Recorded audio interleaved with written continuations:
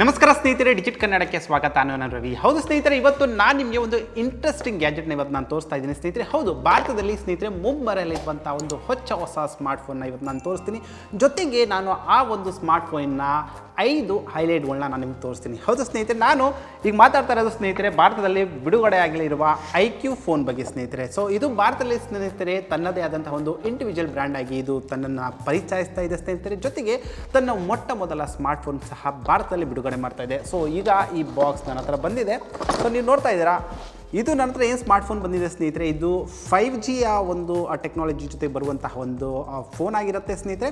So ಈ ಒಂದು ಸ್ಮಾರ್ಟ್ಫೋನ್ನ ಸ್ನೇಹಿತರೆ ಈ ಒಂದು ವಿಡಿಯೋದಲ್ಲಿ ಸ್ನೇಹಿತರೆ ನಾನು ಅನ್ಬಾಕ್ಸ್ ಮಾಡೋಲ್ಲ. ಜೊತೆಗೆ ಸ್ನೇಹಿತರೆ ಆದರೆ ನಾನು ಈ ಒಂದು ಸ್ಮಾರ್ಟ್ಫೋನಿನ ಕೆಲವು 5 ಹೈಲೈಟ್ಗಳನ್ನ ನಾನು ನಿಮಗೆ ತಿಳಿಸ್ಕೊಡ್ತೀನಿ.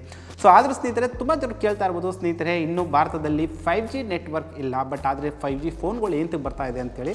ಸೊ ಸ್ನೇಹಿತರೆ ಅದಕ್ಕೋಸ್ಕರ ನಾವು ಕಾಯಬೇಕಾಗಿದೆ. ಯಾವಾಗ 5G ನೆಟ್ವರ್ಕ್ ಭಾರತದಲ್ಲಿ ಬಿಡುಗಡೆ ಆಗುತ್ತೋ ಸೊ ಆವಾಗ ಈ ಒಂದು ಫೋನ್ಗಳು ಇನ್ನೂ ಹೆಚ್ಚಾಗಿ ಒಂದು ಹೆಚ್ಚಿನ ಮಾರುಕಟ್ಟೆಗೆ ಕಾಲಿಡುವ ಒಂದು ಸಾಧ್ಯತೆಗಳಿರುತ್ತೆ. ಸೊ ಸದ್ಯಕ್ಕೆ ಈ ತಿಂಗಳಲ್ಲಿ ಅಂತಂದರೆ ಫೆಬ್ರವರಿ 2020ರಲ್ಲಿ 2 ಅದ್ದೂರಿಯ ಒಂದು 5G ಫೋನ್ಗಳು ಸ್ನೇಹಿತರೆ ಈಗಾಗಲೇ ಕನ್ಫರ್ಮ್ ಆಗಿದೆ.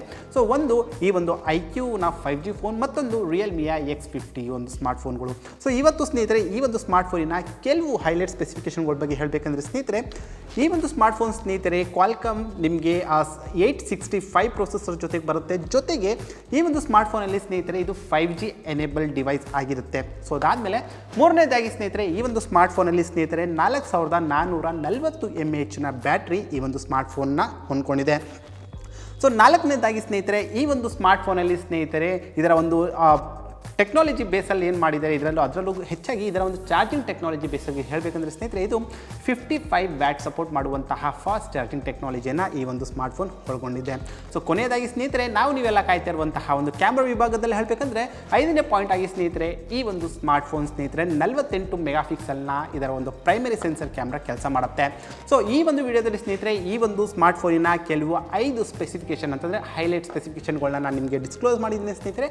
ಆದಷ್ಟು ಬೇಗ ಈ ಒಂದು ಸ್ಮಾರ್ಟ್ಫೋನ್ನ ಬಿಡುಗಡೆ ಆಯ್ತಾ ಇದೆ ಸ್ನೇಹಿತರೆ. 25ನೇ ಫೆಬ್ರವರಿ 2020ಕ್ಕೆ ಇದು ಬಿಡುಗಡೆ ಆಯ್ತಾ ಇದೆ. ನಾನು ಇದೇ ಒಂದು ಸ್ಮಾರ್ಟ್ಫೋನಿನ ಸ್ನೇಹಿತರೆ ಸಂಪೂರ್ಣವಾದಂತಹ ಒಂದು ಅನ್ಬಾಕ್ಸಿಂಗ್ ಮತ್ತು ಇದರ ಒಂದು ರಿವ್ಯೂ ಮತ್ತು ಹೇಗಿದೆ ಹೇಗಿಲ್ಲ ಅನ್ನೋ ಸಂಪೂರ್ಣವಾದಂತಹ ಮಾಹಿತಿಯನ್ನು ನಾನು ನಿಮಗೆ ತಿಳಿಸ್ಕೊಡ್ತೀನಿ. ಸೊ ಈ ಒಂದು ಫೋನ್ನ ನೀವು ಲೈವಾಗಿ ನೋಡಬೇಕು ಅಂತ ಇಷ್ಟಪಡ್ತೀರಿ ಸ್ನೇಹಿತರೆ, ನೀವು ಇನ್ನೂ ಡಿಜಿಟ್ ಕನ್ನಡ ಯೂಟ್ಯೂಬ್ ಚಾನಲ್ನ ಸಬ್ಸ್ಕ್ರೈಬ್ ಮಾಡ್ಕೊಳ್ಳಿ ಅಂದರೆ ಸಬ್ಸ್ಕ್ರೈಬ್ ಮಾಡ್ಕೊಳ್ಳಿ. ಜೊತೆಗೆ ಫೇಸ್ಬುಕ್ಕಲ್ಲಿ ಸಹ ನೀವು ಫಾಲೋ ಮಾಡ್ತಾರೆ. ಆದಷ್ಟು ಬೇಗ ಮತ್ತೊಂದು ವೀಡಿಯೋ ಜೊತೆಗೆ ಬರ್ತೀನಿ ಸ್ನೇಹಿತರೆ. ಅಲ್ಲಿವರೆಗೂ ನಮಸ್ಕಾರ, ಧನ್ಯವಾದ.